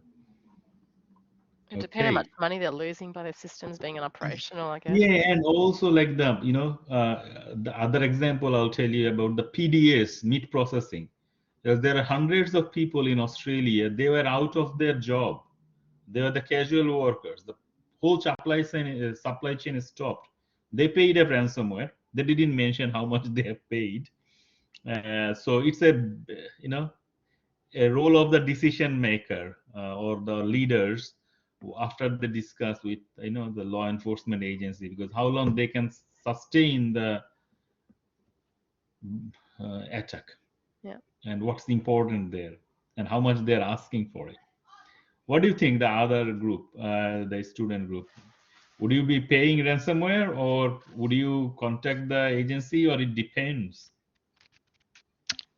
Can you hear me? I'm not sure if I can be heard. Yep, I can hear you. Thank you. Yeah, easy. No, I a while ago did some research into this, and we sort of, me and some colleagues found it really interesting looking at how, I guess, malicious actors who, I guess, roll out ransomware target, what the cost might be for someone to recover their files or unlock their systems, and how it's very targeted at a cost that can be paid by how large or how much income an organization might be generating, and also offering things like guides on how to buy Bitcoin, how to transfer it to them, and also going as far as offering up references. So we hacked this company, give Jim a call and he'll talk you through how he paid some Bitcoin and we gave him his files back, because their motivation is to get money, and if it's not affordable and they don't have a thorough process, I think, as you said earlier, like they are ethical, they just want their money, so they give you a how-to guide on how to give them their money. Yes, and it has become a business now, ransomware as a service. It's another ecosystem where you have got the broker, they're gonna negotiate, where you have got the tool supplier, where you get the seller. It's really interesting. And I just missed, James has shared that link for Australian cybersecurity carrier that is now named as AU Explorer. So this is about Australia and how the demands are about the cybersecurity supply chain demand and the top rows. You can use this one. This is also designed by AusCyber team. Okay, so I think now we have got an idea about the malicious software. There are also, a spyware and adware, which is coming bing, bing, bing in front of us with the adwares, and they create a lot of issues. And these are some of the famous. WannaCry is one of the most famous malicious software or malware, and it shut down hundreds of thousands of hospitals around the globe. Now, sometimes we also hear these vulnerabilities and exploit. What are these? So exploits is a type of malware that takes the advantage of the vulnerability in the installed endpoint on the server software, or such as a web browser. You might find, okay, or you have a Java Flash. Someone may take the advantage, or if you have got a Microsoft Office, someone may take the advantage and exploit that vulnerability. And vulnerability is similar, you routinely discover some error or some fault in your system which might exist in the software, and after that we get the patch, right? We got this updates. So make sure that your system, whatever updates are coming, please install them or patch your system, so that there could be vulnerabilities, but we need to fix it. Phishing is my favorite, and you can see a lot of thousands of people are losing money on phishings, and this is one of the most vulnerable stuff. There are different types of phishing. I'll quickly go through because these are not very difficult. Spear phishing is very much popular because that feels like we are working together and you are targeting me. Whaling targets the big bosses, right? They send the email to the big boss. They pretend like, you know, that chief executive, they work with them. And I heard a Bing. I'll quickly back and check that Bing. I know a company, Mark said, that paid, but decryption process was taking a long time. So it was quicker to rebuild, restore. You see, that's the thing. Like if we have got a good recovery management system that we can bring back it. Now, these days, the hackers are also smart. What they are doing also, Mark, I think you will agree with me. They says, okay, you can roll back your system. It's up and running. Then why do you pay a ransomware, right? Then they will threat, okay, look, you got your system back, but how about I sell this data to the dark web or others so that your reputation is damaged. So it's another, it's a good, interesting area, to be honest, and I can spend a long time discussing on those. So please go through the spamming, what is phishing, and these are the malicious actor. We categorize the malicious actor as an Australian government also may categorize them as like the, you know, the nation or state sponsored actors. Like these days we can see more on this happening in the Europe and Asia. One state is attacking another state for different reasons. We have got financially motivated cyber criminals like those ransomware people. They work as a business. There are sometimes you will see the issue motivated or hacktivist. If they see any injustice or something they will need to raise, they will attack some website, they will change the front page and shut it down or disrupt it so that they get the attention. Or there could be the terrorist group. Australia is less vulnerable to this terrorist or extremist cyber terrorist, but we can see more and more these national or state-sponsored actors or the financially motivated cyber criminals around us. Now here is my question, why this phishing is so popular? Maybe we'll not be able to touch all of them tonight. It's already 8:23.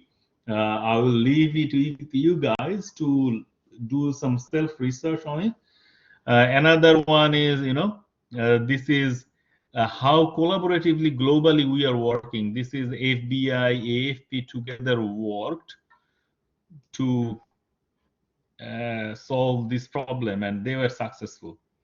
There is another incident with that, like the one we talked about, Israeli technology from the army equipment, and this is another discussion topic. You know, Huawei was banned to Australia.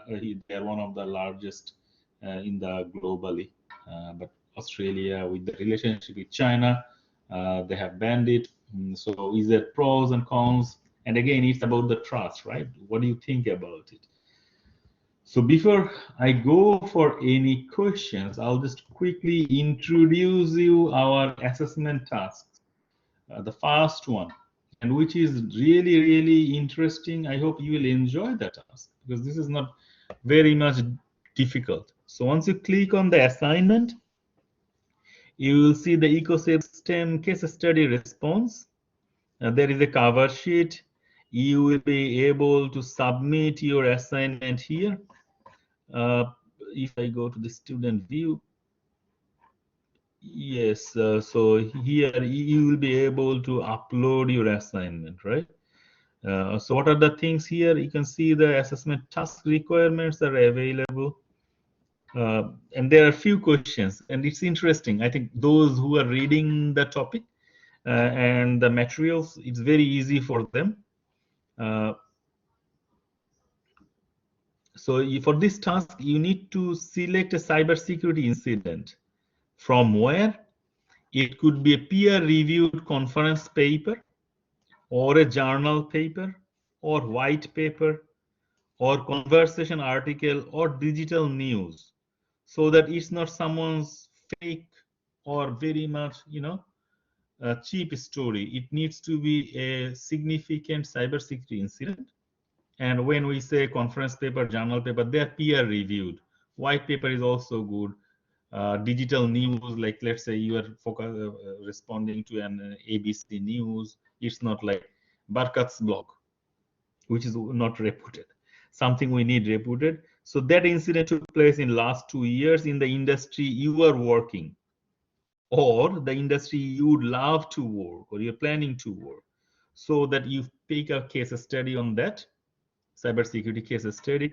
Then think about, in the SIBOK, we said there are 19 knowledge areas. You read the SIBOK knowledge areas and think, okay, which SIBOK knowledge areas are applicable to the context of this case study? And why do you think those knowledge areas are applicable? The other thing is, the next question is, okay, it's again the same topic. Which attack types are relevant to this case? Like, we talked about different attacks today. What are them and what might be happening, the main cause? Then you think about considering who are the threat actors. Today we talked about there are 4 threat actors: nation by state-wise, cyber activist, cyber terrorist, and the financially motivated people. Who has done it? And what was their motivation? The next question was, okay, what is the impact, consequences, or the disruption of the attack in this case? The 5 is 15 marks. That did the organization follow any national or international frameworks? Today we haven't talked about frameworks. Next week we're going to talk about national and international frameworks. So did that organization follow it? Sometimes people do not disclose that much.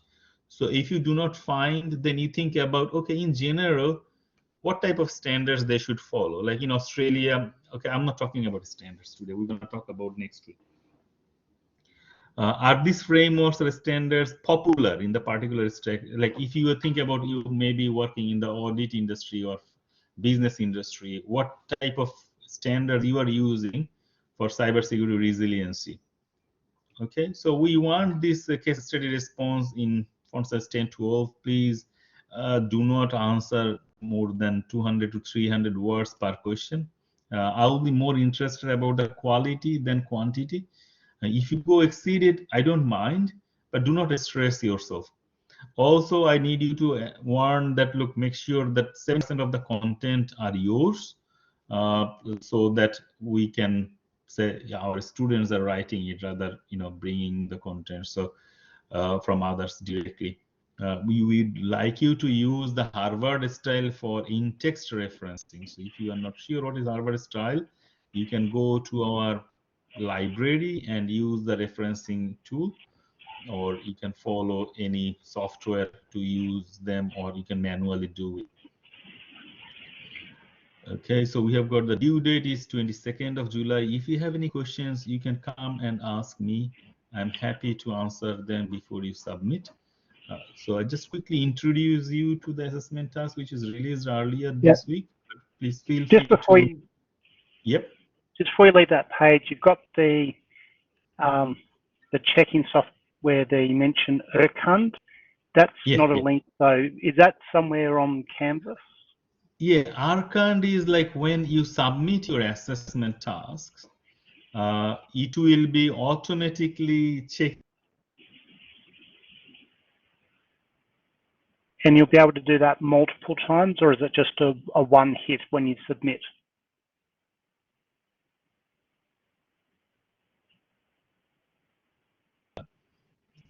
Maybe what I can do for cohort is create a Dropbox here, which would help you to check by yourself,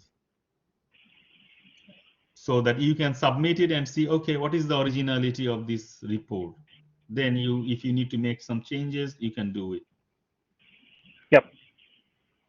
Thank you. I'll just make a note for myself, so that we can. And I create presume, yeah. No, there were sections identified as unoriginal as long as they're referenced. That is okay. That's okay. Yeah, and maybe use the paraphrasing. That's fine. Yep. All right. So I think today I have tried to cover most of the topics I wanted to. Do you have any question or anything you want me to cover or any suggestions?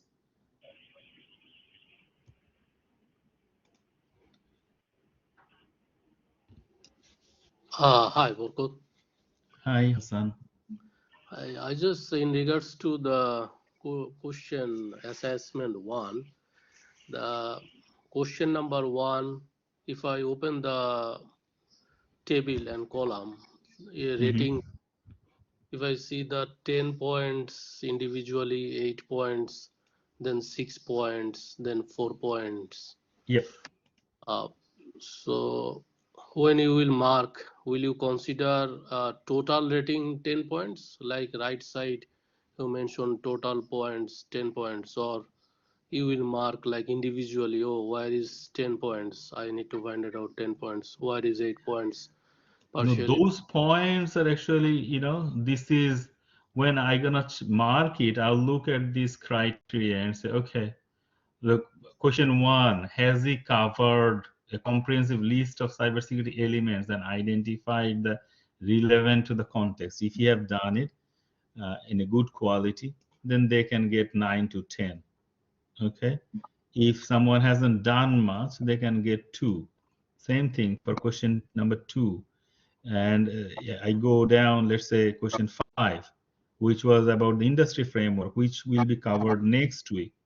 So it will be based on the response on that, and that will be weighted down. Okay. See. Okay. Thank you. Thank you. No worries. And a question to you as well, all of you, like the way I have conducted Tuesday's workshop, are you happy with it, or do you have any suggestion?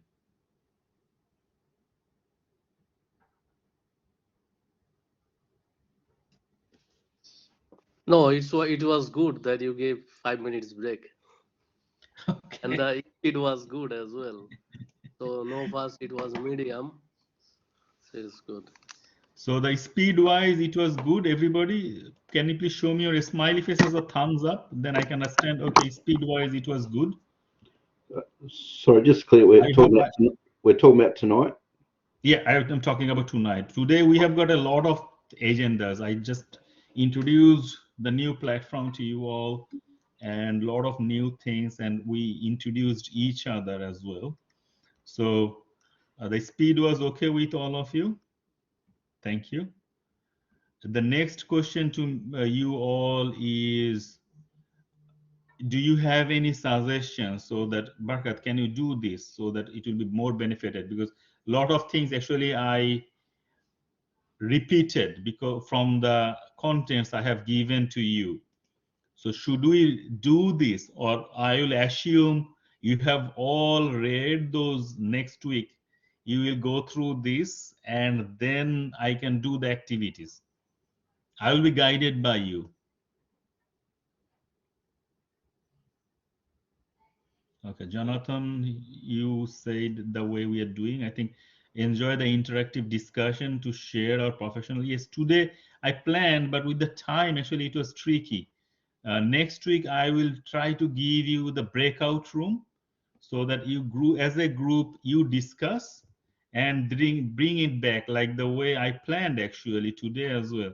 You can see where is that activity? Let's the group discussion.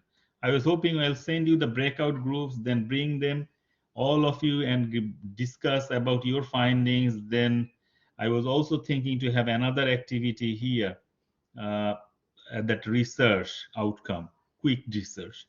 But look, this is we're gonna do because I find most of the cohorts are benefited among the internal group discussion. They get to know each other, they learn from each other, and then share it to the big group. So that I would appreciate, and thank you, Jonathan, for raising that. Any other ideas or suggestions, or so far you are good, or you are hungry for the dinner, or you have already done your dinner? Got to do dinner. I do have one question. The Tuesday night session, is there a Tuesday night session or just one Thursday? Tuesday night session, there is 1 hour drop-in tutorial, but that's not for the all weeks. It is only for few weeks. Week 3, week 4, week 3, 5, 6, and 7. That's Tuesday. Weekly workshop is for all the weeks. If you just go on the front page, it will be very much clear here. You can see weekly here. Then the virtual tutorials are week 3, 5, 6, and 7. The links are different though. If you go to the virtual room, where is the virtual room? Virtual room here. The virtual room. Once you are here, you can see this is the weekly workshop. This is the tutorial. So there are different links. Any other questions? I think we are running out of time, but please feel free. You can email me. I'll appreciate that. Next week, we're going to do an survey as well, a student experience survey. I would like to hear more from you. Like for me, I don't see you. If I can see your face, I can understand. Are you understanding it? Are you finding it a bit complex or easier or difficult? In the virtual way, we are trying our best, but it will be good for me to know if I am doing the right thing or if there is anything we need to change. So I will appreciate your support on that, your feedback on that. Is it a fair expectation?